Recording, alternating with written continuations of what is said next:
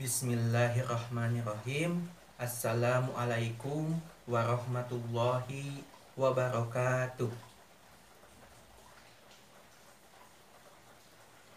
Puji syukur marilah kita panjatkan atas kehadiran Allah Subhanahu wa Ta'ala, karena berkat rahmat dan hidayahnya kita dapat berkumpul, melihat dan mendengarkan video ini dalam keadaan sehat walafiat. Tak lupa salawat beserta salam semoga tetap tercurah limpahkan kepada Nabi Muhammad Sallallahu Alaihi Wasallam, kepada keluarganya, sahabatnya, dan kita semua selaku umatnya, semoga mendapatkan syafaat darinya. Amin. Amin ya robbal alamin. Sebelumnya, apa kabar teman-teman? Semoga dalam keadaan sehat ya. Untuk yang sehat, semoga tetap sehat dan makin sehat. Untuk yang kurang sehat, semoga lekas sehat dan dapat menjalani aktivitas dengan normal dan lancar tentunya. Dan untuk yang masih banyak tugas teman-teman, semoga tetap semangat dalam mengerjakan tugas dan dapat mengumpulkannya dalam keadaan tepat waktu dan dengan nilai yang baik tentunya. Pada kesempatan kali ini, saya akan menyampaikan pidato yang membahas mengenai pendidikan bagi pendidik dan pembelajar. Tapi sebelum itu, saya akan mengajak teman-teman untuk mengingat kembali saat kita masih menjadi seorang siswa, masih menjadi seorang murid maksud saya. Baik itu di SD, SMP maupun SMA. Nah, lalu mungkin dari teman-teman ada yang bertanya, apa yang perlu diingat saat kita masih menjadi seorang siswa atau saat kita masih duduk di bangku sekolahan? Mungkin banyak yang teman-teman pikirkan tentang itu, karena sekolahan itu tersimpan banyak kenangan. Tapi yang saya ingin tekankan di sini adalah tentang pembelajaran.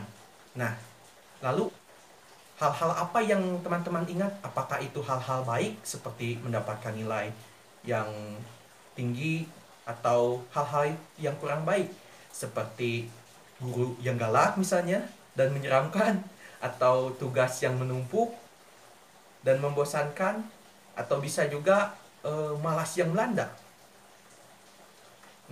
Karena saya yakin kita adalah teman dekat, maka pastinya yang kita pikiran adalah hal-hal yang kurang baik.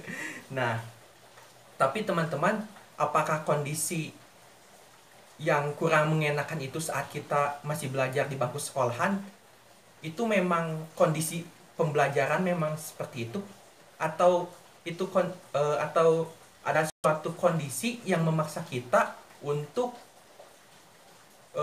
merasa tidak nyaman, seperti yang telah saya jelaskan barusan, hal-hal seperti malas dan sebagainya. Nah, pada awalnya saya juga berpikir bahwa pendidikan itu memang seperti itu ya, membosankan dan pokoknya malas gitu. Kalau misalnya berbicara tentang sekolah pembelajaran, pasti saat menjadi siswa saya malas. Tetapi saat saya masuk ke program studi pendidikan, ya tujuannya untuk menjadi guru tentunya, saya mengetahui bahwa ternyata hal-hal yang kurang mengetakan itu bukan disebabkan dari pembelajaran itu sendiri, namun ada kondisi khusus yang memaksa kita dalam keadaan yang memang kurang mengenakan bagi kita. Nah,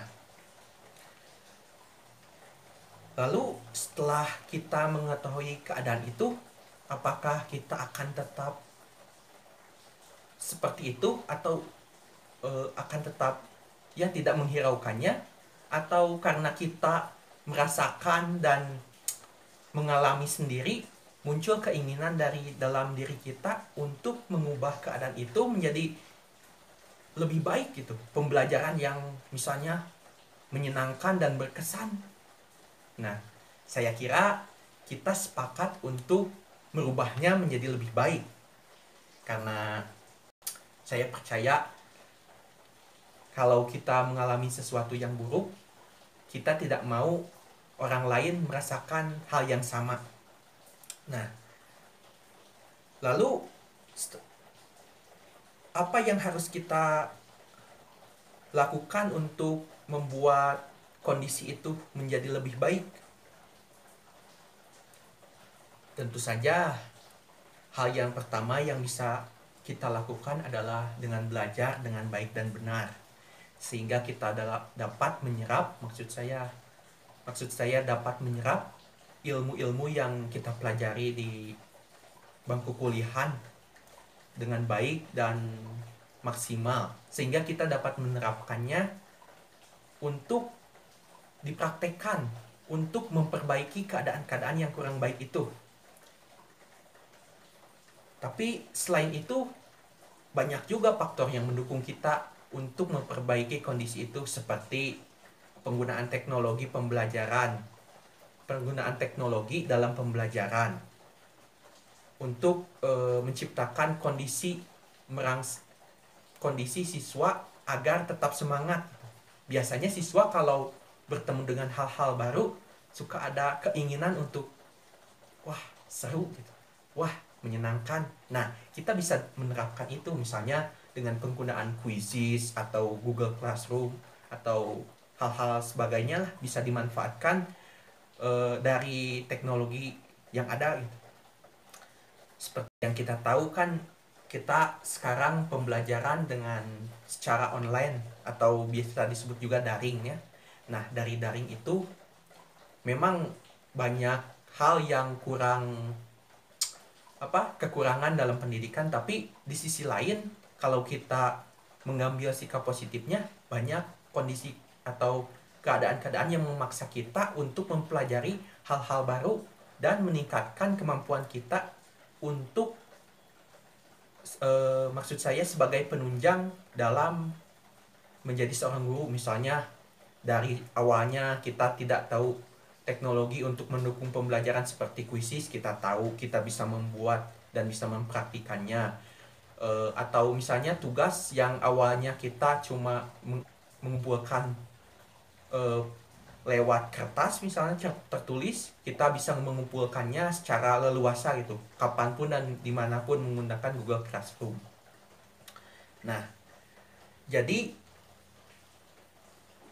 sebagai seorang calon pendidik yang merasakan kekurangan dalam proses pendidikan itu, kita dapat menciptakan kondisi yang lebih baik untuk kita dan murid-murid kita. Jadi mari kita belajar dengan baik sehingga kita bisa menciptakan pendidikan yang baik dan menciptakan kondisi pembelajaran yang baik untuk kita dan peserta didik. Mengingat pentingnya pendidikan bukan hanya untuk peserta didik, melainkan untuk kita semua sebagai bekal dalam kehidupan kita. Demikian apa yang dapat saya sampaikan pada kesempatan kali ini. Semoga memberikan manfaat bagi kita semua. Sampai jumpa kembali. Wassalamualaikum warahmatullahi wabarakatuh.